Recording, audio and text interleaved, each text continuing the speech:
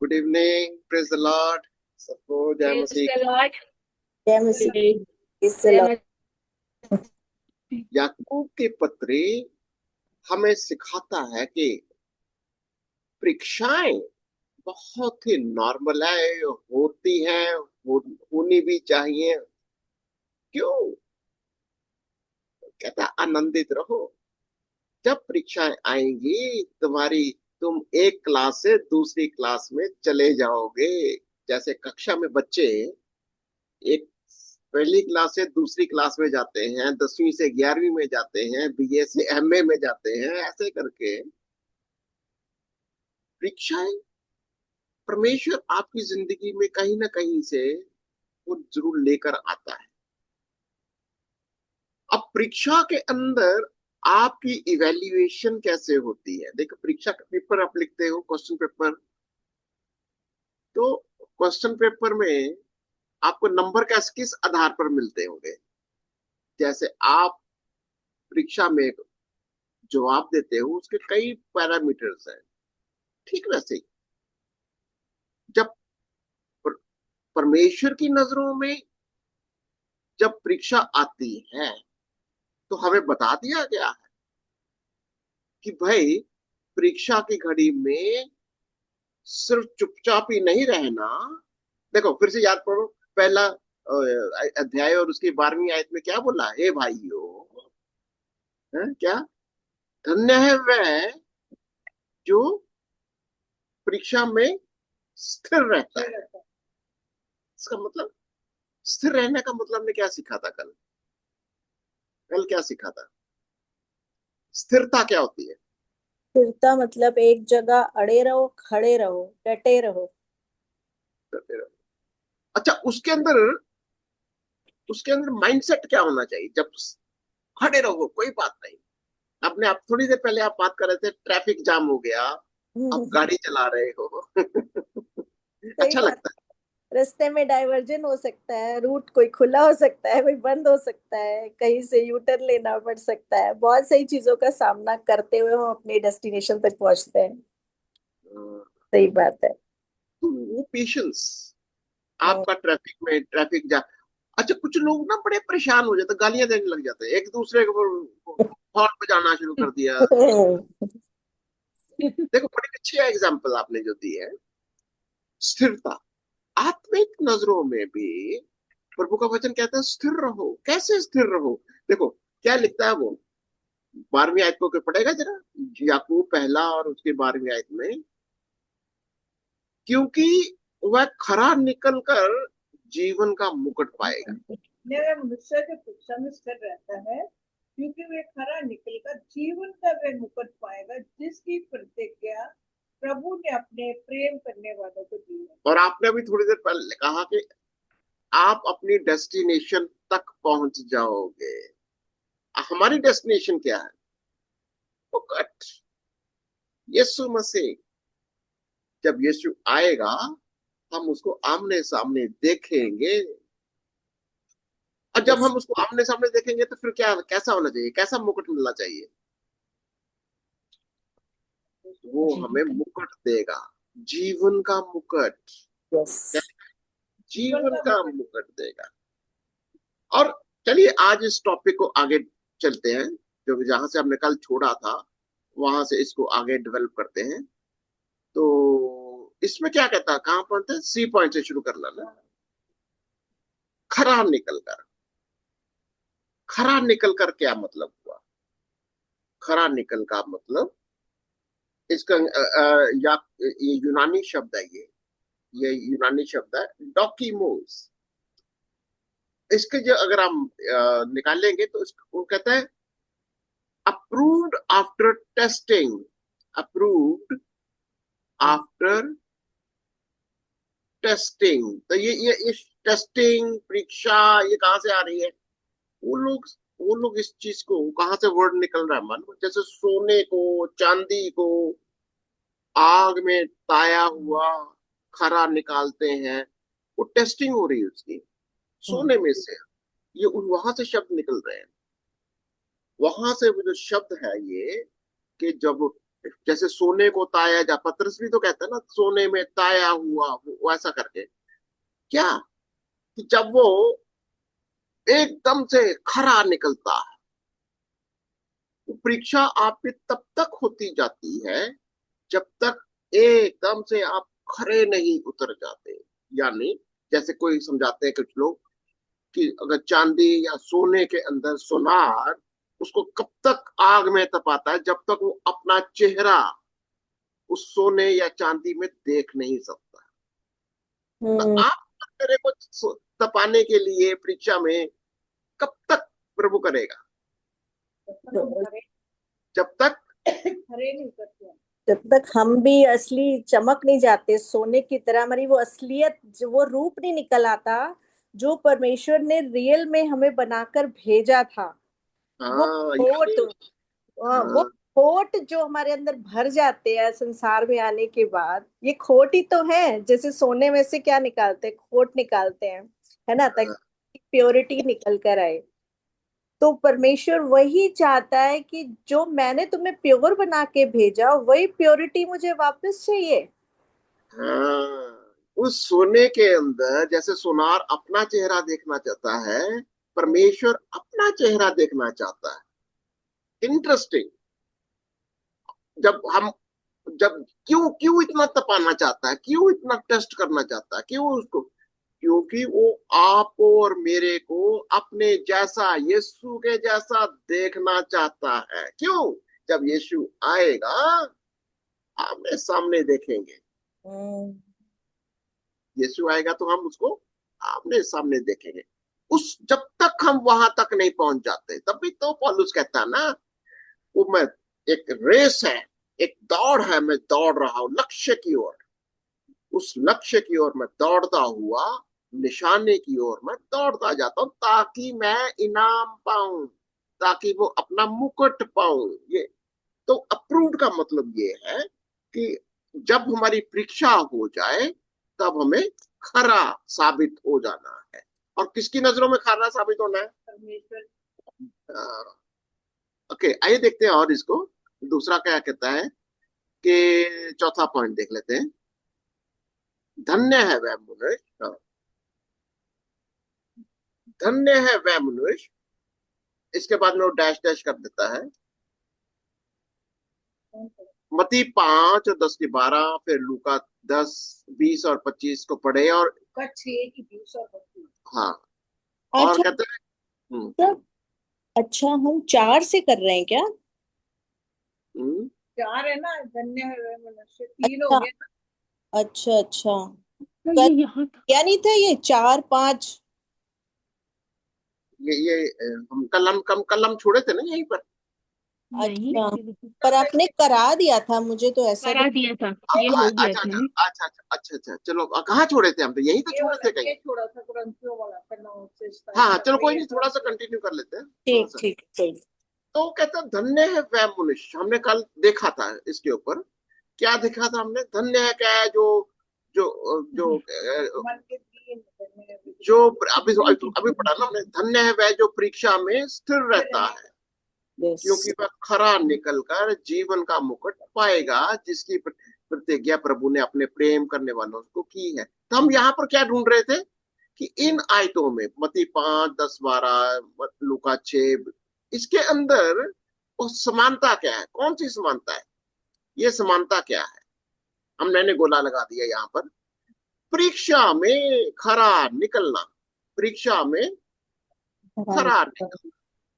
और यहाँ पर कौन सी परीक्षा? धन्य है वह जो धार्मिकता के लिए सताए जाते हैं। तो ये सताया जाना क्या है? हमारे लिए परीक्षा है। ठीक है ना? जब मनुष्य मेरे कारण तुम्हारी निंदा करे, होता है। ठीक है ना, आनंदित रहना, मगन रहना, क्योंकि तुम्हारे लिए स्वर्ग में बहुत बड़ा प्रतिफल है। लूका में क्या कहता है? धन्य हो तुम जो मन के दीन हो। अब मन के दीन हो, अगर हम मन के दीन नहीं है, क्या ये परीक्षा नहीं है हमारी? क्या लगता है आपको? अगर मैं, ये बहुत बड़ा सवाल है, ये प्रभु पूछ रहा है। कई बार बोलते हैं कि मन का मन के दीन हो, धन्य हो तुम। अगर मैं दीन नहीं हूं, मेरे अंदर ह्यूमिलिटी नहीं है, तो क्या ये मुझे ये समझना नहीं चाहिए कि ये तो मेरे लिए बहुत बड़ी परीक्षा है? बिल्कुल समझना चाहिए। बिल्कुल समझो कि परमेश्वर ने कहा है धन्य है वे जो मन के दीन है। या और अगर नम्र। दीन नहीं है, अगर हमारे अंदर हम्म, दीनता वाला वो नेचर नहीं है, हम्म, तो क्या वो परीक्षा नहीं है हमारे लिए? है। बहुत बड़ी परीक्षा है। क्योंकि ये सब करने के लिए तो हम पे परीक्षा आ रही है कि तुम नम्र बनो, तुम कठोरता में मत। क्योंकि कठोरता में जो मुझे वर्ड्स याद आ रहा है, जो कठोरता के कारण जो व्यवस्था वो मैरिज वाले में आ गया। जैसे मैरिज वाले में था ना कि कठोर दिल के थे, इसलिए उनके लिए वो व्यवस्था की गई थी। तो वो वाली बात यहाँ पे आके मेरे को याद आ गई। तो हमें कितना हम आसानी से इसको इग्नोर करके अनदेखा कर देते हैं। अम, पता ही नहीं कितना जुबान से कड़वा बोलना, कुछ भी बोल देना, किसी को कुछ भी कह देना, और दीनता वाला। और फिर हमारे मन में ये विचार भी नहीं आता, अरे मैंने ऐसा क्यों कड़वा बोला उसके साथ। फिर याद आता है जब हम मुंह से बोल देते, फिर याद आता हो कम से कम याद तो आ जाए। फिर जो बोल दिया उस पैसे। हाँ, तो ये जो है वो दीनता वाला मन। क्योंकि जब हमको परीक्षा में हो तो पता चले, जब मैं कड़वा बोला, जब मैंने कुछ भी गलत बोला, या किसी को तंग किया, कुछ भी, जहां पर मेरा घमंड दिखाई देता है, अगर मेरे मन में ये बात नहीं आती, अरे भाई तुमने ये ठीक नहीं हुआ, ये मेरा बिहेवियर ठीक नहीं था, वो परीक्षा थी मेरी और मैं फेल हो गया, हम्म सही में मेरे लिए ठीक। बाद में याद आता है। अच्छा चलो, याद आया, कम से कम प्रभु से माफी मांगो, प्रभु के पास जाओ, फिर सुलह करो, फिर देखिए अपने अपने पापों का अंगीकार करो, तभी तो प्रभु आपको परीक्षा से, नहीं तो फिर वो परीक्षा से एक और बड़ी परीक्षा आएगी। अगर अगर तुमने अपने कंट्रोल, सेल्फ कंट्रोल नहीं किया, दीन नहीं हुए, अब क्या होगा? एक और बड़ी परीक्षा आएगी, एक और। जब तक तुमको वो आग में तपा नहीं लेगा, या तो आग में तपा तपा कर खरा सोने की तरह चमक जाओ, या नाश हो जाओ, भस्म हो जाओ। ये आग है ये। प्रभु का वचन कहता है मैं तुझे आग में बपतिस्मा दूंगा। आग में, ये आग है वो जो तपाने वाली आग है, जो हमें हर एक परीक्षा में तपाता है वो, ताकि हम, क्या लिखा, approved, you should be approved, कहता है उसके नजरों में हम सही उतर जाए, जब तक हम सही नहीं हो जाते। ऑल राइट, तो पांचवा पॉइंट क्या पढ़ लेते हैं, अभी हम देख लेंगे। पांचवा पॉइंट क्या कहता था? मुकुट के बारे में, ठीक है ना? तो इसको याकूब 1:12 में वो मुकुट के बारे में क्या सिखाता? 1:12 में हमें कौन सा मुकुट मिलने वाला है? क्या जीवन का प्रतिज्ञा किया है? जीवन का मतलब जीवन का मुकुट पाओगे। परीक्षाएं हमारे लिए क्यों आती हैं? ताकि हम उसमें स्थिर रहें। अल्टीमेटली हमको जीवन का मुकुट मिलना चाहिए, मिलेगा। और जीवन का मुकुट पाने के लिए प्रभु यीशु या पिता परमेश्वर वो अपना चेहरा हमारे अंदर देखना चाहता है इन परीक्षाओं के द्वारा। जब तक अपना चेहरा ना देख ले, वो आपको, प्रभु ने क्या बोला था प्रकाशित वाक्य में, धन जय, जो जय पाए, है? कितनी बार बोला जो जय पाए? पहले 3 अध्याय को एक बार, है? पूरा कई बार बोला है, कई बार जो जय पाए। कई बार जो कितनी जय बार? पाए। हम्म, मैं क्या दूंगा? कभी मुकुट दूंगा, मैं कुछ भी, मैं अपने सिंहासन तक बिठा दिया, मैं अपने सिंहासन पर बिठाऊंगा, जो जय पाए। ये सारी बातें तो बहुत इंटरेस्टिंग है कि प्रभु हमें सिखा रहा है कि हमें उस मुकुट का, वो इनाम का, उस रेस को, उस दौड़ को समझना है। और इसका अंग्रेजी का यूनानी शब्द ही हमने देख लिया था, स्टेफनस, स्टेफनस का क्या मतलब, क्या क्या देखा था हमने कल, मतलब इसका एक, जैसे खिलाड़ी जो जीत कर अपने सर पर उसके मुकुट रखा जाता था। दरअसल में जो खिलाड़ी, उनको है ना, पुराने ये यूनानी शब्द वहां पर ना, वो क्राउन कुछ नहीं था, फूल पत्ती का एक ऐसा बना देते थे और उसके सर पर रख देते थे। खिलाड़ी उसके लिए अपना जीवन का ताकत, पूरी जिंदगी खर्च कर देते थे। जैसे वो पुराना ओलंपिक्स जिसको आज हम बोलते हैं ना, ये ओलंपिक्स वहीं से शुरू हुआ, यूनान से, और ये शब्द वहीं से आया।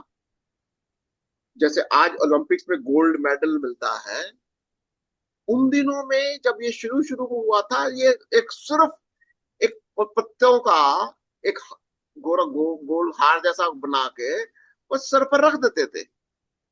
उसी के लिए खिलाड़ी अपना पूरा जिंदगी लगा देते थे, हमें फर्स्ट आना है। अब सोचो हमें क्या मिलने वाला है, हमें क्या मिलने वाला है? जीवन का मुकुट। कौन देगा? यीशु मसीह, यीशु देगा जीवन का मुकुट।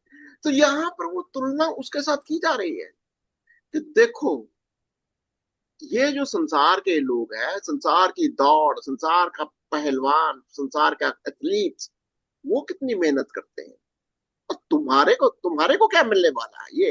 ओके, आइए थोड़ा सा और देखते हैं इसको। कल हमने इस चीज को देखा था, पहला कुरिन्थियन 9 और उसके 24 से 25। डिस्क्वालीफाइड, निकम्मा। निकम्मा क्यों? निकम्मा कौन ठहरता है? जो इस दौड़ में खरा नहीं उतरा। अच्छा, कभी आपने देखा है कि वो जो ओलंपिक्स में या कोई भी रेस होती है, सपोज कोई जना एक लाइन से आगे थोड़ा सा पैर, इतना सा पैर आगे चला गया, उसको डिस्क्वालीफाई। अगर तुमने नियमों का पालन नहीं किया, यू आर डिस्क्वालीफाइड। बहुत सारे नियम होते हैं, अगर खिलाड़ी उन नियमों का पालन नहीं करेगा, तो आपको और मेरे को इन परीक्षाओं के बहुत सारे नियम दिए गए हैं। सबसे बड़ा नियम क्या दिया गया? स्थिरता, दीनता, और क्या रखा? संयम। बहुत सारी चीजें जो, और सबसे बड़ी बात क्या है? बुद्धि। बुद्धि मांगो। जो भी ये परीक्षाएं हैं, इसको बुद्धि से हैंडल करो। ज्यादा अपनी इमोशंस को मत दिखाओ। कई बार ना हम बड़े, क्या कहना, हेल्पलेसनेस दिखाते रहते हैं, अरे मेरे साथ ही क्यों। परमेश्वर ये नहीं चाहता। बुद्धि मांगो कि इस परीक्षा में मुझे कैसे हैंडल करना है इसको, मुझे कैसे स्थिर रहना है, मुझे कैसे अपने जिंदगी में खरा उतरना है। ठीक है, तो हमने कल इसके ऊपर देखा था, इसके ऊपर। चलो इस तस्वीर को मैं फिर आगे डेवलप करूंगा। ये C point, C point. T point कहता है, दूसरा तिमुथियुस 4 का 6 से 8 मुकुट के संबंध में प्रतिफल, अवार्ड शब्द पर ध्यान दें। इसकी तुलना 2 यूहन्ना 8 से करें। ओके, पहले तो मैं चाहूंगा कि इस तस्वीर को मैं थोड़ा सा डेवलप करता हूँ, जो कल हमने किया था कि दौड़ में सब लगे हुए हैं। हमारी दौड़ क्या है? जब मसीही दौड़ क्या होती है? जब यीशु मसीह को ग्रहण कर लिया, अब यीशु मसीह का मन हमारे अंदर आया, हम इस दौड़ में लग गए। कब तक लगना है? जब तक हम यीशु मसीह में पूरे ना हो जाए। ठीक है, अब दौड़ने वाले कितने लोग हैं यहाँ पर? सब लोग दौड़ते हैं। अब जिनके पास यीशु का वचन नहीं है, वो तो कहीं ना कहीं बाहर ही रह गए, नहीं जा सकते, डिस्क्वालीफाइड। अब यहाँ पर जो लोग जिनके पास यीशु नहीं है, डिस्क्वालीफाइड, ये डिस्क्वालीफाइड। अब कुछ लोग यीशु मसीह का लेके चले। अब यहाँ पर मैंने एक निशान लगाया, कुछ लोग दौड़े पर लेकिन नियम नहीं फॉलो किए। दौड़े, दौड़, यीशु को तो ग्रहण कर लिया पर दौड़े नहीं। दौड़े नहीं क्या मतलब? यीशु की इस दौड़ में, इस लक्ष्य की ओर नहीं दौड़े। क्या मतलब? नियम क्या है कि यीशु मसीह को अपने मन के अंदर, अपने विश्वास के अंदर, अपने जीवन के अंदर आज्ञा का पालन करते हुए इस दौड़ में दौड़ना है। तब तुम्हारी परीक्षाएं शुरू होती हैं। अच्छा, अगर यीशु को तो ग्रहण कर लिया और दौड़ना का सोचा ही नहीं कभी, अब क्वालिफाइड होगा डिस्क्वालिफाइड? डिस्क्वालिफाइड। डिस्क्वालिफाइड। यीशु को ग्रहण कर लिया पर दौड़ में हिस्सा ही नहीं लिया, फिर क्या है? तुम्हारे ऊपर इतनी परीक्षाएं आई, तुम्हारे जीवन के अंदर वो सारी, जैसे हमने हलीमी की बात करी, या और भी कई बातें हो सकती हैं। परीक्षाएं आई पर परीक्षा में पता ही नहीं कि मैं परीक्षा से होकर गुजरा। बच्चा स्कूल जा रहा है, फेल होता जा रहा है, परवाह ही नहीं, डिस्क्वालिफाइड।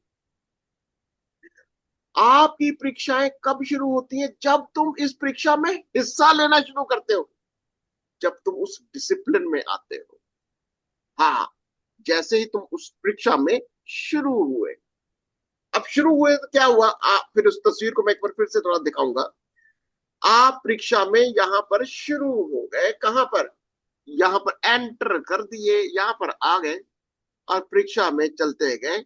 अब यहां से चलते गए, शुरू हुआ परीक्षा और आगे बढ़ते बढ़ते, सोचो यहां पर पौलुस है, ये पौलुस का प्राचीन, जिसको बोलता है प्राचीन, जब जो बहुत बुजुर्ग या बहुत आगे बढ़ चुके हैं, उसके बारे में हम सीखेंगे कि हम या सोचो ये बचपन है, या हम बढ़ के नए नए बच्चे हैं जो मसीह में आए हैं, वहां से शुरू करते हुए हम प्राचीन बनते हुए प्रभु की, जैसे पौलुस बोलता, मैं उस निशाने की ओर दौड़ा चला जाता हूँ। ये इस तस्वीर को हम माइंड में रखेंगे और फिर हम सोच देखेंगे कि परीक्षाएं, इन परीक्षाओं में आप और मैं कहां पर, कहीं ऐसा तो नहीं अभी हम परीक्षा की वो एंट्रेंस भी नहीं लिया, अभी हम डिस्क्वालीफाइड ही हैं, एंटर भी नहीं किए, कहीं ऐसा तो नहीं? कहीं पर गेट पे खड़े थे, दौड़ दौड़ी गई पर हम गेट अभी पे तो दौड़ दौड़ी भी नहीं है, शुरू भी नहीं किया, या एंटर तो कर गए, अब परीक्षा के अंदर मैं फेल हो रहा हूं, मैं बार बार फेल हो रहा हूं, फेल हो रहा हूं। अब मैं क्या कर रहा हूं? मुझे बहुत अफसोस होता है। फिर मेरे मन के आता है, धन्य है वह जो मन के दीन है। क्यों दीन हो गए? अरे मैं तो फेल हो गया प्रभु, प्रभु मेरे अंदर तो वो काबिलियत है ही नहीं, मैं तो हर बार फेल हो जाता हूं। अब वो आपके अंदर वो दीनता की परीक्षा में तुम आगे बढ़ना शुरू किए। ओके, तब प्रभु ने कहा धन्य है वह जो मन के दीन है, क्योंकि वो क्या पाएंगे? वो बहुत सारी चीजें जो हम देखेंगे इस चीज को कि अब परीक्षाएं आपकी शुरू होने वाली है। ओके, सी पॉइंट को कहता है, ये क्या कहता है? दूसरा तिमुथी 4 उसके 6 से 8। दूसरा तिमुथी 4 का 6 से 8 कहता है, क्योंकि क्योंकि अब मैं अर्घ के समान उंडेला जाता हूँ और मेरे कूच का समय आ पहुंचा है। मैं अच्छी कुश्ती लड़ चुका हूँ, मैंने अपनी दौड़ पूरी कर ली है, मैंने विश्वास की रखवाली की है। भविष्य में मेरे लिए धर्म का वह मुकुट रखा हुआ है, जिसे प्रभु जो धर्मी और न्यायी है मुझे उस दिन देगा, और मुझे ही नहीं वरन उन सबको भी जो उसके प्रकट होने को प्रिय जानते हैं। अब पौलुस क्या, मैं अब उस तस्वीर को फिर से दिखाता हूँ। अब वो बताइए मेरे को, पौलुस यहाँ पर नौसिखिया नहीं है, पौलुस कहीं ना कहीं यहाँ पर खड़ा है, कहीं ना कहीं यहाँ पर है। वो कहता मैंने इस दौड़ को दौड़ लिया है, क्योंकि वो प्राचीन हो गया, काफी प्रभु के वचन में आगे बढ़ा। अब इस दौड़ के अंदर कहता है, मैं इस दौड़ के अंदर क्या थी परीक्षा उसकी? मैं अर्ध के समान उंडेला गया हूँ, उंडेला जाता हूँ। क्या मतलब हुआ? कैसी परीक्षा थी उसकी? जैसा यीशु मसीह का बलिदान हुआ, वो वैसा ही उस एक्सपेक्ट कर रहा है कि अब मेरे को भी क्रूसीफाई किया जाएगा, मेरे को भी मारा जाएगा। रोम के अंदर, जब रोम जा रहा था वो, जेरूसलम से रोम जा रहा है वो कह रहा है अब मेरे को भी उस अर्ध का वो क्या अर्ध के समान मैं उंडेला जाता हूं, यानी बस अब मेरा मेरा अंत आ गया, मेरा कूच का समय, यानी बिल्कुल मैं अभी और मारा भी क्या ना, मारा भी। सवाल क्या है? वो उसका फाइनल परीक्षा, उस परीक्षा की वो तैयारी कर रहा है। उस परीक्षा के लिए वो कहता अब मैं उंडेला जा रहा हूं।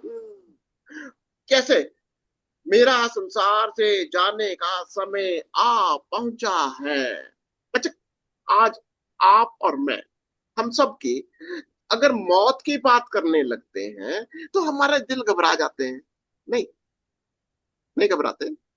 सारे कहते क्योंकि हम इस घबराते परीक्षा हैं। हम हमारे अंदर वो घबराहट, वो स्थिरता क्यों नहीं है जैसा पौलुस के अंदर है? क्योंकि वो उस लेवल तक पहुंच गया। उस परीक्षा में मौत से वो डरता नहीं है, परंतु स्थिर है। मैं जानता हूं मैं उंडेला जाने वाला हूं, मैं जानता हूं मैं मरने वाला हूं, मैं जानता हूं मुझे काट दिया जाएगा, मैं जानता हूं। वो जानता वो परीक्षा, उस परीक्षा में वो स्थिर कहता है मैं संसार से जाने का मेरा समय आ चुका है, मैं अच्छी कुश्ती लड़ चुका हूं। क्या? कहां से शुरू की थी कुश्ती? जब वो एंटर किया, जब उसकी बुलाहट हुई, जब प्रभु ने उसको बुलाया, अब वहां से उसकी परीक्षाएं शुरू हो गई। सबसे पहली परीक्षा क्या थी? पहले तो बहुत बड़ा एक उनका फरीसी जैसा बड़ा ताकत वाला नौजवान था, इनको तो मारता था, कूटता था। किसको? मसीहियों को।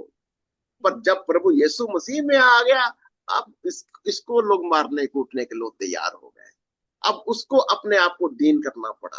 अब परीक्षाएं शुरू हो गई, पर लेकिन उन परीक्षाओं में वो कदम आगे बढ़ता गया और यहां तक आ चुका हूं कि अब मेरा भी अंत आने वाला है, पर मैं बड़ा स्थिर हूं, मैं दीन हूं। ठीक है? अब क्यों क्यों देखो क्या कहता है, मैंने विश्वास की रखवाली की है। मुझे पता है ये वाला मेरे साथ होने वाला है, पर मैं अपने विश्वास की रखवाली करता हूं स्थिरता के साथ। क्योंकि क्यों क्यों 8वीं आयत के अंदर क्या कहता है? भविष्य में मेरे लिए धार्मिकता का वह मुकुट रखा हुआ है, जिसे प्रभु जो धर्मी और न्यायी है मुझे उस दिन देगा, और मुझे ही नहीं वरन उन सबको भी जो उसके प्रकट होने को प्रिय जानते हैं। यानी कहना क्या चाहता? तुम लोगों को भी देखो। अब वो उस तस्वीर को फिर से देखो। यहाँ पर पौलुस क्या कहता है कि यहाँ पर मेरे को ही नहीं मिलेगा, ये जो तुम मेरे पीछे आ रहे हो, तुम जो मुझे फॉलो कर रहे हो, तुम जो मेरे रास्ते पर चल रहे हो, तुम्हें भी मिलेगा वो मुकुट। तुम जो अभी शुरू किए हो, तुमने अभी जो इस परीक्षा के अंदर इस दौड़ में दौड़ना शुरू किया है, तुम लोगों को भी मिलेगा। अगर अगर अगर तुम इस परीक्षा में दौड़ते हो, बिल्कुल। अभी तो कहता ना फॉलो मी मेरे रास्ते पर चलो, जैसा मैं चलता हूं ऐसे। बिल्कुल एक दूसरे को फॉलो करना, आपको एक दूसरे को फॉलो करना है। Very good. तो इसको क्या कहता है वो? ये वाला था ना। और दूसरा यूहन्ना 8 से इसकी तुलना करो। दूसरा यूहन्ना 8 में क्या कहता है? दूसरा यूहन्ना 8 में कहता है, अपने विषय में चौकस रहो कि जो परिश्रम हमने किया है उसको तुम गवा ना दो, वरन उसका पूरा प्रतिफल पाओ। हाँ, कौन? फिर वही तस्वीर वही लगाओ इसमें चौकस रहो। कौन सा वाला चौकस रहो? कि जिस रास्ते पर मैं दौड़ रहा हूं या जिस रास्ते पर प्राचीन दौड़ रहे हैं, जिस रास्ते पर तुम मेरे सामने आ रहे, चौकस रहो। ये जो शिक्षा कहता है, इसके अंदर चौकसी बरतो, बिल्कुल चौकस रहो। ये तुम परीक्षा में होकर जा रहे हो, ये रास्ता परीक्षा का रास्ता है। Be careful. हर एक इमोशन को, अपनी सोच को, अपनी इमेजिनेशन को, अपने बिहेवियर को परीक्षा की घड़ी समझो। कहता वो अपने विषय में चौकस रहो कि जो परिश्रम, अच्छा, अपने आप को कहता हमने जो परिश्रम किया, हमने जो तुम्हारे लिए मेहनत की, उसको तुम ना खोना। तुम्हारे फायदे के लिए है, तुम्हारे फायदे के लिए, तुम्हारे को एग्जाम्पल बनने के लिए हम लोगों ने परिश्रम किया। अब इसका फायदा उठाओ। जैसे मैंने तुम्हारे लिए परिश्रम किया, बहुत सारे प्राचीनों ने तुम्हारे लिए परिश्रम करके एक एग्जाम्पल दे दिया। उसी रास्ते पर चलना। क्यों क्यों? ताकि तुमको प्रतिफल मिले। ठीक है, तो आगे चलते हैं। आगे क्या कहता हूँ? आगे है डी, पहला पत्रस 5 का 1 से 4। ओके। पहला पत्रस 5 और 1 से 4। ओके, क्या कहता है यहाँ पर? ये हेडिंग है प्राचीनों और नवयुवकों को संदेश। तुमने जो प्राचीन हैं, मैं उनके समान प्राचीन और मसीह के दुखों का गवाह और प्रकट होने वाली महिमा में सहभागी होकर उन्हें ये समझाता हूँ कि परमेश्वर के उस झुंड की जो तुम्हारे बीच में है रखवाली करो, और ये दबाव से नहीं परंतु परमेश्वर की इच्छा के अनुसार आनंद से और नीच कमाई के लिए नहीं पर मन लगाकर करो। जो लोग तुम्हें सौंपे गए हैं उन पर अधिकार ना जताओ, वरन झुंड के लिए आदर्श बनो। जब प्रधान रखवाला प्रकट होगा तो तुम्हें महिमा का मुकुट दिया जाएगा जो मुरझाने का नहीं। इसी यहाँ पर हाँ, ठीक है। इसी प्रकार हे नवयुवकों, तुम भी प्राचीनों के अधीन रहो। 4 तक ही था ना? 4 तक। 4 तक ही है। अच्छा, सॉरी, ठीक है। तो यहाँ पर परीक्षा किसकी हो रही है? आपको क्या लगता है? प्राचीनों की। प्राचीनों की। तुम जो प्राचीन हो। अब जितने भी प्राचीन हैं उनके लिए परीक्षा है। अब परीक्षा क्या कह रहा वो? देखो, फिर से उसी तस्वीर को मैं ले जाना चाहूंगा, क्योंकि ये ऐसी तस्वीर को मैं बनाने के मुझे अच्छा लगता है। अब आप प्राचीन आगे आगे भाग रहे हैं या आगे आगे दौड़ रहे हैं, किसके लिए? ये जो नए बचपन में या जो नए नए विश्वासी हैं उनके लिए प्राचीन क्या बने हुए? एग्जाम्पल।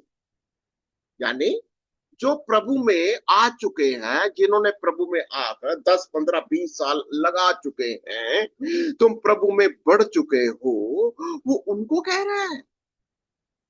देखो, ये नहीं है कि हम प्रभु में 10 साल 20 साल 25 साल हम प्रभु में हैं, अब हमारे अंदर कोई परीक्षा नहीं होगी।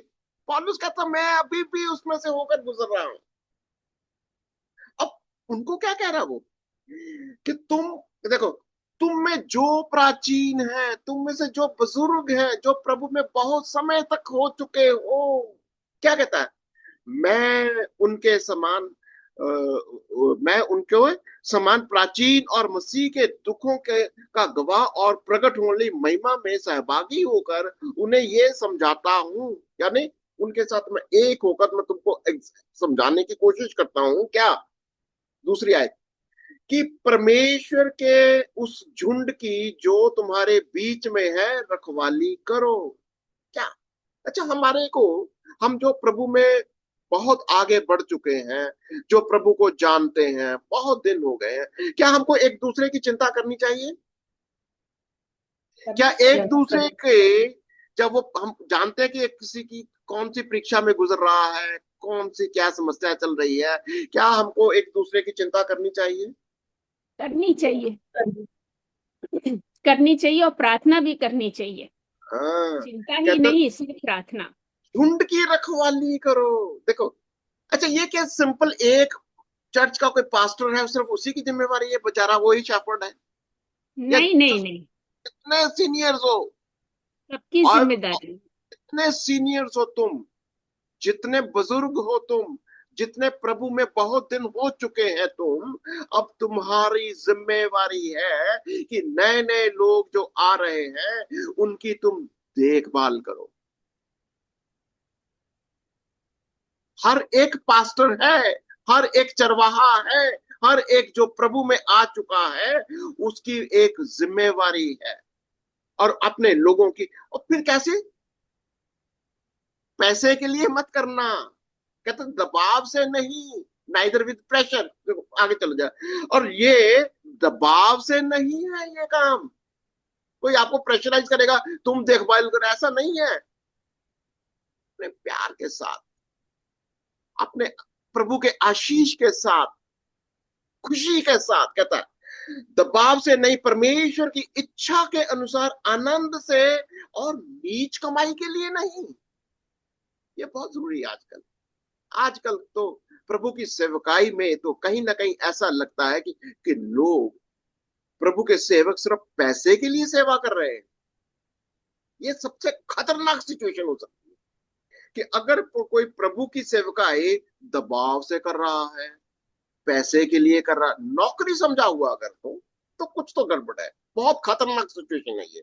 और झुंड का यहां पर कहता है कि इसको मन लगा कर करो, और फिर जो लोग तुम्हें सौंपे गए हैं उन पर क्या ना करो, अधिकार ना जताओ।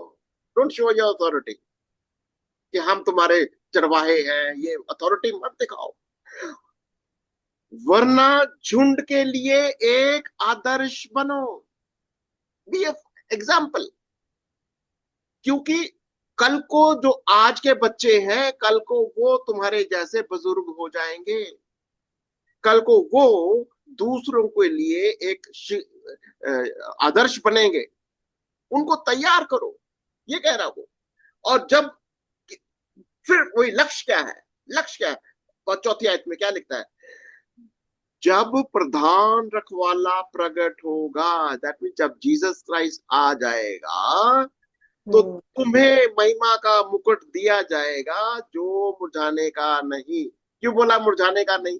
ये वो यूनानी दौड़ों वालों का नहीं है कि फूल के पत्ते जो दिए थे वो तो दूसरे तीसरे दिन मुरझा जाएंगे, पर ये मुकुट तुमको अनंत जीवन का, सदा के लिए प्रभु यीशु मसीह देगा। इंटरेस्टिंग, यहाँ पर मुकुट के लिए हमें अपने आप की ही नहीं चिंता करनी, परंतु अपने लोगों की, अपनी झुंड की भी चिंता करनी है।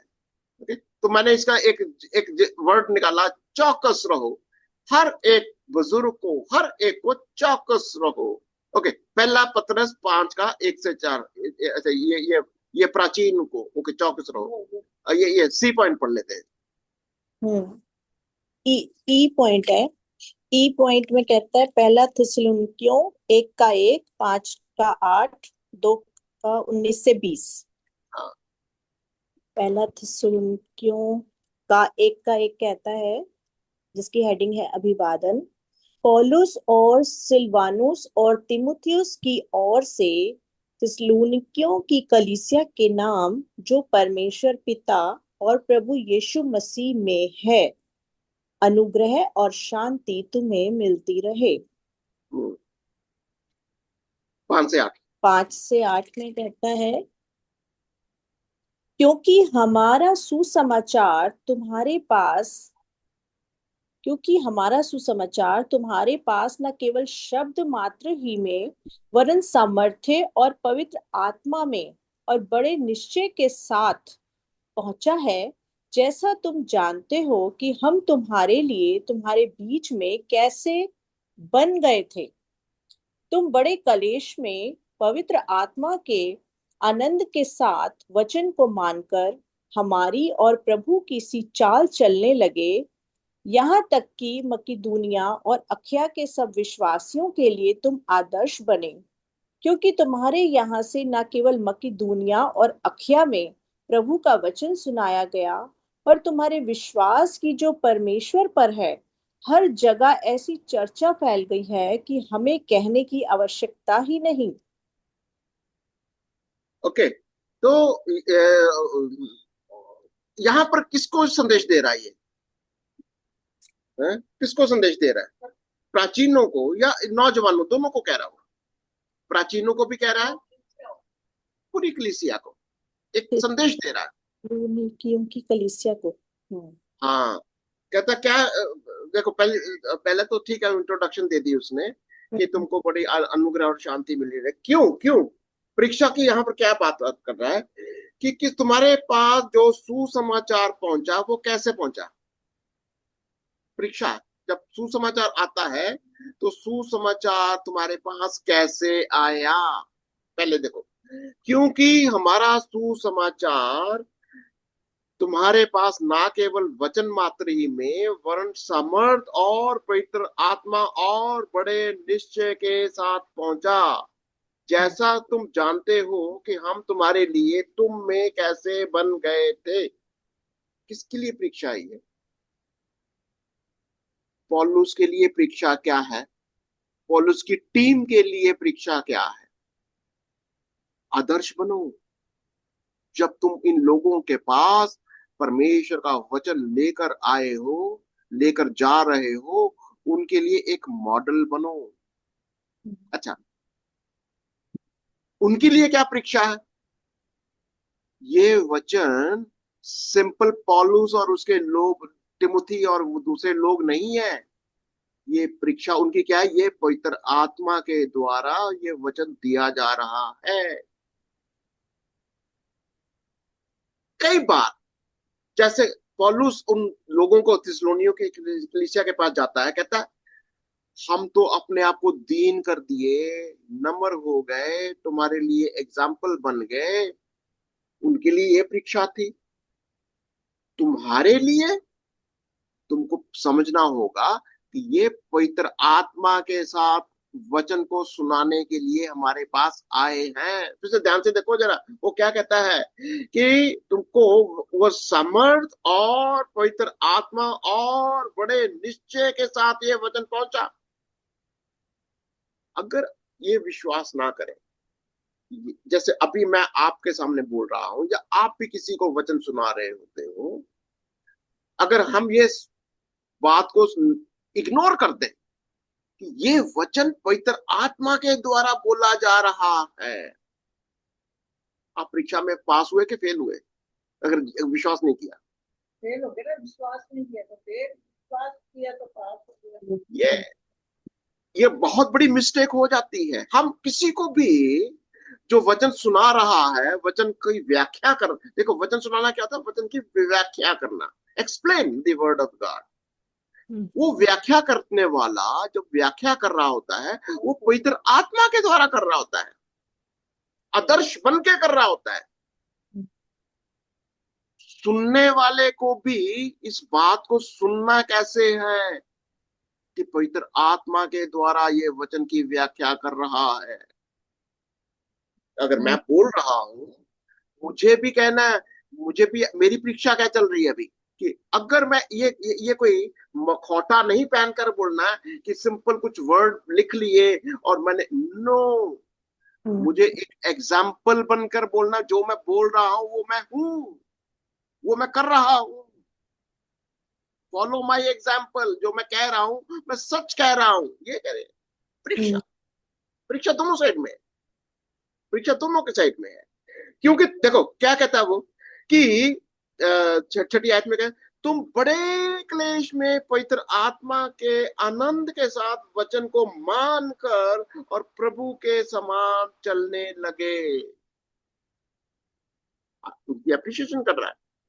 तुमने वचन को यूं ही नहीं ग्रहण किया, तुमने वचन को पवित्र आत्मा में ग्रहण ही नहीं किया, परंतु तुमने इसकी आज्ञा का पालन भी किया।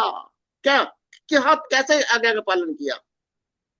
यहां तक 7वीं आयत में कहता है, यहां तक कि मकिदुनिया और आख्या के विश्वासियों के लिए तुम आदर्श बन गए। क्या बात! एक कलीसिया को कलीसिया का एग्जाम्पल क्या होता है कि कोई भी आपका जो भी चरवाहा है, अगर आपकी कलीसिया दूसरी कलीसियाओं के लिए एक एग्जाम्पल ना बन जाए, हर एक पास्टर का, हर एक लीडर के लिए बहुत बड़ा ये परीक्षा होती है, बहुत बड़ी परीक्षा। एक कोई भी पास्टर अगर अपनी कलीसिया को एक मॉडल कलीसिया ना बना सके, और ये सचमुच में बहुत बड़ा बोझ होता है, होना भी चाहिए। अगर मैं और आप, जो भी आपके पास झुंड है, यीशु मसीह का बोझ क्या है, कुछ याद है? यीशु मसीह आपको कैसा बनाना चाहता है? अपने जैसा। अच्छा, आप पौलुस अपनी कलीसिया को कैसा बनाना चाहता है? Follow me, follow me. एक लीडर को, एक प्राचीन को कितनी मेहनत से, कितनी शिद्दत से किसे अपने लोगों को सिखाना है या उनको लीड करना है? फॉलो मी, मेरे जैसे बनो। परीक्षा है ये, आपकी और मेरी परीक्षा है। अगर ये आपको समझ में नहीं आ रहा, आपके बुद्धि में ही नहीं आ रहा, आपका ज्ञान ही नहीं है, तो फिर मांगो, फिर मांगो। परीक्षा में अगर बुद्धि नहीं है तो मांगो, प्रभु देगा। ये अब आप उस बेसिक्स को पकड़ के रखो कि ये सारी की सारी बातें आपके लिए, मेरे लिए एक परीक्षा की घड़ी होती है। सेवकाई में एक एक पल, एक एक कदम आपके लिए परीक्षा का है। परीक्षा में नहीं समझ में आता है, मांगो, धीरज धरो, और अपने आगे जो आपका सीनियर है, जो भी आपका अगुवा है, उसका उसके पीछे चलो, उसको, और एक दूसरे के लिए, और सबसे बढ़कर पवित्र आत्मा का अनुसरण करो। आइए देखते हैं थोड़ा सा, और आप जरूर इसके ऊपर मनन करिए। प्रकाशित वाक्य देख लेते हैं। नहीं, इसमें प्रकाशित, एक दूसरा भी पॉइंट है, 2 का 19 और 20 को भी पढ़ना है। हाँ हाँ, ओके ओके, ये भी पढ़ लो, 2 का 19। यस, पहला थिस्सलुनीकियों का 2 का 19 और 20 में कहता है, भला हमारी आशा या आनंद या बढ़ाई का मुकुट क्या है? क्या हमारे प्रभु यीशु के सम्मुख उसके आने के समय तुम ही ना होगे? हमारी बढ़ाई और आनंद तुम ही हो। ओह, क्या है मेरा मुकुट? क्या है? यीशु देगा, पर क्या है मुकुट? तुम हो। तो क्या बात है, पौलुस क्या कह रहे हैं? मेरा मुकुट तुम हो। प्रभु यीशु मसीह मेरे को कौन सा मुकुट देगा? ये तुम लोग जिनको मैं लेकर आया हूं, यहां तक लेकर आया हूं, यही मुकुट वो मेरे सर पर रखेगा। कितनी बड़ी कितनी बड़ी वो परीक्षा की बात है किसी के लिए भी। अगर मैं, ये वही बात होगी ना, अगर यीशु मसीह के जैसे नहीं बन सकते हम, अगर पौलुस के जैसे उसके लोग नहीं बन पाए, तो क्या मुकुट बनेंगे वो? क्या वो मुकुट बन जाएंगे? मुकुट तभी बनेंगे जब पौलुस कहेगा, ये मेरे लोग हैं, इनको मैंने प्रभु के वचन सुनाया, ये अब मेरे जैसे बन गए हैं, अब मेरा चेहरा, मेरे को इनके जैसा देखो। बिल्कुल, प्रभु जैसी, उसका वचन क्या सिखा रहा है यहाँ पर? जैसा यीशु मसीह तुम्हारे को इतना परीक्षा में क्या देखना चाहता है, उस आग के अंदर अपना चेहरा देखना चाहता है, तो तुम वैसे ही अपने लोगों को, अपनी कलीसिया को, अगर तुम प्राचीन हो, कितना उनको सिखाना है, कितना वचन सिखाना, उन तुम्हारा चेहरा उसके अंदर दिखाई देना चाहिए। अब तुम मेरे मुकुट हो, ये कह रहा अभी वो, तुम मेरे मुकुट हो। यानी जब यीशु मसीह देखेगा, अच्छा आपका और मेरा मुकुट क्या होगा अभी? जो जिन लोगों को हमने वचन दिया, जिन लोगों को वचन सिखाया, अगर वो परफेक्शन में, अप्रूव्ड, हमने वर्ड निकाला था ना, दोज आर अप्रूव्ड, बिल्कुल स्थिरता में एकदम से सिद्ध ना हो गए। अगर सिद्ध नहीं हुआ तो मैं फेल हो गया। परीक्षा में वो फेल नहीं हुआ, परीक्षा में मैं फेल हुआ, क्योंकि मैंने वचन सुनाया, पर वो सिद्ध नहीं हुए, उनको मैं सिद्धता की ओर लेकर नहीं जा सका, मेरे लिए वो मुकुट नहीं बनेगा, मेरे को शाबाशी नहीं मिलेगी। हाँ, अगर जिनको मैंने वचन सुनाया अगर वो सिद्ध हो गए, प्रभु वो वाला मुकुट मेरे सिर पर रखेगा। पर लेकिन अगर वो सिद्ध नहीं हुए तो फिर मैं भी फेल हो गया, मैं भी परीक्षा में फेल हो गया। और ये सबसे बड़ा चुनौती है, चैलेंज, चैलेंज कहेंगे या बोझ कहो इसको, किसी भी प्रभु के दास के लिए, किसी भी प्रभु की सेवकाई के अंदर आपका और मेरा वो चैलेंज, वो बोझ, वो परीक्षा, वो क्या है, जैसा पौलुस सिखाता है। चलिए आगे पढ़ लेते हैं इसको, और क्या कह रहा हूं। आगे प्रकाशित वाक्य 2:10 क्या पढ़ लो। कि 10 में कहता है, जो दुख तुझको झेलने होंगे उनसे मत डर, क्योंकि देखो शैतान तुम में से कुछ को जेल खाने में डालने पर है, ताकि तुम परखे जाओ, और 10 दिन तक कलेश उठाना होगा। प्राण देने तक विश्वासी रह, तो मैं तुझे जीवन का मुकुट दूंगा। तो जीवन का मुकुट फ्री में तो नहीं है, फ्री में नहीं है, दुख झेलने होंगे। और प्रकाशित वाक्य में कह रहा है वो, प्रकाशित वाक्य में कलीसिया को कह रहा है कि भाई देखो तुमको ऊपर ये प्रक्लेश आएंगे, संकट आएंगे, शैतान तुमको परखेगा, जेल में डालेगा, पर लेकिन मैं इस जब तुम विश्वास योग्य ठहरोगे, प्राण देने तक विश्वास योग्य ठहर रहे, तो मैं तुम्हें जीवन का मुकुट दूंगा। ये 10 दिन का क्यों दिया टाइम? जैसे तुम्हें 10 दिन तक कलेश उठाना होगा। 10 दिन का एक एक प्रोफेसी है कोई, ये 10 दिन के मुझे भी ज्यादा क्लियर नहीं है। गैस लगा सकता हूँ पर लेकिन गैस नहीं मैं लगाना चाहता, क्योंकि मैंने काफी कमेंट्रीज पढ़ी इसके ऊपर, तो कोई किसी ने भी ज्यादा क्लैरिटी नहीं दी अभी तक मेरे को। अगर आपको मिला हो तो जरूर आप कमेंट्स करिए। नहीं, मुझे ऐसे, क्योंकि वचन ऐसे लिखा है, जो दुख तुझको झेलने होंगे। दुख झेलने होंगे तो मतलब अच्छे खासे दुख झेलने होंगे, तो उनसे हमें डरना तो नहीं है, क्योंकि देखो शैतान तुम में से कुछ को जेल खाने में डालने पर है, ताकि तुम परखे जाओ। और परख अच्छी लंबी चलेगी, जब बिल्कुल तक यीशु मसीह नहीं आ जाते तब तक परख चलती रहेगी। बिल्कुल, जब तक यीशु आता नहीं है दुख को बड़े कहता है बिल्कुल तुम स्थिर होते हुए धीरज के साथ, आनंद के साथ झेलते जाओ, तब मैं तुम्हें जीवन का मुकुट दूंगा। यस। 3:11 में क्या कहता है? 3:11 में कहता है, मैं मैं शीघ्र ही आने वाला हूँ, जो कुछ तेरे पास है उसे थामे रह, कि कोई तेरा मुकुट छीन ना ले। क्या छीना भी जा सकता है,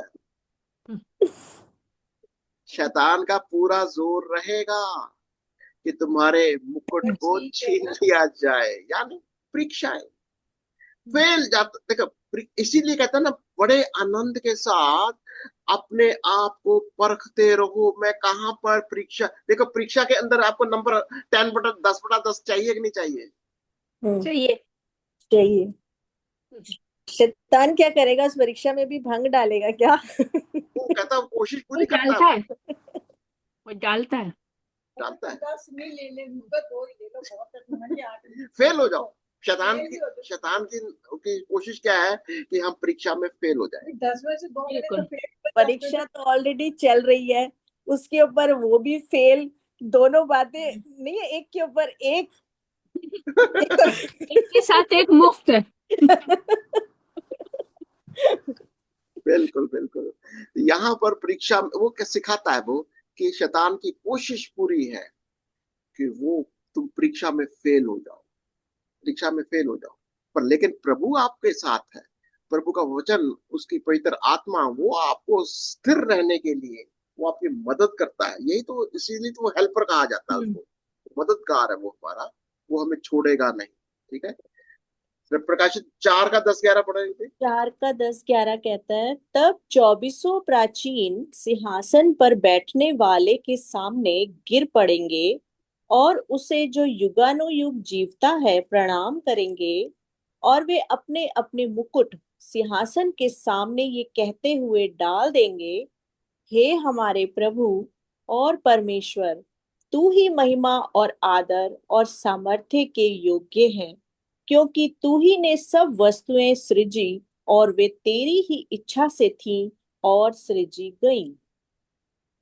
अब यहाँ पर ये जितने भी 24 प्राचीन है, जमीन के प्राचीन तो देख लिए, स्वर्ग के भी प्राचीन। अब स्वर्ग में वर्शिप कैसे होती है? अपने मुकुट उतार कर किसके सामने करते हैं? प्रभु के सामने, प्रभु यीशु मसीह के सामने।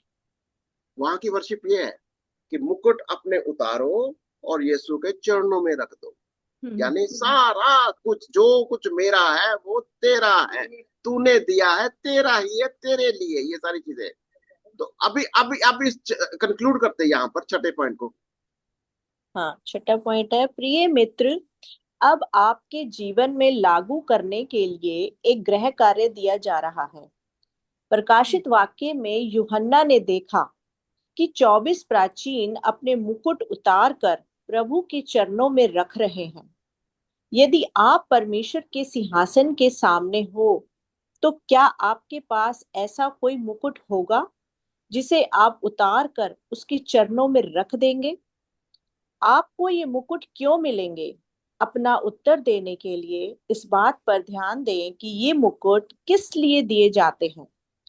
पवित्र शास्त्र में से आपने मुकुट के विषय में जो सीखा है, उसके आधार पर बताएं कि आप ऐसा क्या कर सकते हैं कि जिससे ये सुनिश्चित हो जाए कि आपको एक या एक से अधिक मुकुट मिलेंगे। इस अंतिम प्रश्न का उत्तर विशिष्ट तौर पर दें। ओके, ये आपके लिए है। अगर आप अपनी गवाही देना चाहते हो, आपको कोई मुकुट मिलेगा। क्या मुकुट की तैयारी चल रही है? क्या मुकुट की दौड़ दौड़ रहे हो? क्या मुकुट के लिए आपने अपने आप को तैयार किया है? क्या आपने अपने जीवन को किसी भी तरीके से उस मुकुट की परीक्षा के लिए अपने आप को तैयार किया है? क्या आपको लगता है कि आपको मुकुट मिलेगा? प्रभु चाहता है कि आपको मुकुट मिले। अगर आपने अपने आप को इस मुकुट के लिए तैयारी नहीं किया, प्रार्थना करिए, क्योंकि ये भी एक परीक्षा है आपके लिए। ये परीक्षा की घड़ी है ये, कि अगर आपने अपने आप को मुकुट के लिए भी तैयार नहीं किया, प्रार्थना नहीं किया, मांगा नहीं। हम आपके लिए प्रार्थना भी करेंगे। आपके कोई सवाल हो, जरूर हम आपके सवालों को भी सुनना चाहेंगे, सीखना चाहेंगे, और परमेश्वर के वचन को सीखना है और सिखाना है। और मुकुट के लिए अपने आप को ही नहीं, यंगस्टर को, नौजवानों को, दूसरों को भी तैयार करना है। प्रभु आपको बहुत आशीष दे। हम आपके लिए प्रार्थना करते हैं। धन्यवाद धन्यवाद धन्यवाद धन्यवाद देते हैं प्रभु इस सुंदर समय के लिए जो आपने हमें दिया। प्रभु एक और दिन प्रभु हमें आपकी उपस्थिति में आने के लिए हम सब भाई बहनों को आपने अनुग्रह और दया किया है, इसलिए धन्यवाद देते हैं प्रभु। वचन की गहराइयों को प्रभु सीखने के लिए प्रभु हमें सहायता करना, मदद करना, बुद्धि और ज्ञान देना प्रभु। जब तक आप ना हमें सिखाएं हम सीख नहीं सकते प्रभु। अंतिम समय तक स्थिर रहने के लिए प्रभु आप हमें सहायता करना प्रभु। जो मुकुट आपने हमें हमारे लिए रखा है प्रभु, से कोई छीन ना ले जाए प्रभु। आप प्रभु वैसा अनुग्रह हमें देना ताकि हम वो मुकुट पाने के लिए अंतिम समय तक स्थिर रहें प्रभु। हम प्रार्थना मांगते हैं प्रभु। प्रभु हमें दूसरों को भी बताने के लिए दया और अनुग्रह हम आपसे चाहते हैं, प्रार्थना मांगते हैं प्रभु जी। हमारे जितने भाई बहन लोग नहीं आ रहे उनके लिए भी प्रार्थना मांगते हैं प्रभु। इतना इम्पोर्टेंट टॉपिक उन्हें भी सीखने के लिए आने के लिए दया और अनुग्रह चाहते हैं, प्रार्थना मांगते हैं प्रभु। जितने भाई बहन लोग हमारे यहाँ बैठे हैं प्रभु, सबकी बातों को जानने वाले आप ही हैं, सबके विषयों को जानने वाले प्रभु आप ही हैं। मनों को जांचने वाले प्रभु आप ही हैं। सबके प्रार्थना विषय पे हाथ बढ़ा के उत्तर देना प्रभु। प्रेसिप्ट मिनिस्ट्री से जुड़ी हुई प्रभु जो भी जरूरतें हैं सब आपके समर्थी हाथों में सौंप देते हैं। सारी जरूरतों को पूरा करके देना प्रभु। अन्य अन्य भाषाओं में प्रभु हमारे भाई बहन लोग वचन के गहराइयों को सिखाते हैं, समझाते हैं प्रभु। आर्थिक, मानसिक, शारीरिक बल ताकत दे के आगे बढ़ाना प्रभु। हम दया और अनुग्रह चाहते हैं प्रभु जी। हमारे दीदी और भैया के लिए प्रभु आपने उनको अनुग्रह दिया है प्रभु। इतने बोझ के साथ दोनों जन बैठ के प्रभु हमें सिखाते हैं, समझाते हैं प्रभु। वो बोझ के लिए भी धन्यवाद देते हैं। उन्हें भी प्रभु आप आर्थिक, मानसिक, शारीरिक बल ताकत देना, अनेकों आत्मिक वरदानों से उन्हें सुशोभित करना प्रभु। बच्चे जहां भी हैं, जिधर भी हैं, अपने पंखों तले उन्हें संभालना प्रभु। अभी तक आपने हम सबको चलाया है, संभाला है, इसलिए धन्यवाद देते हैं प्रभु।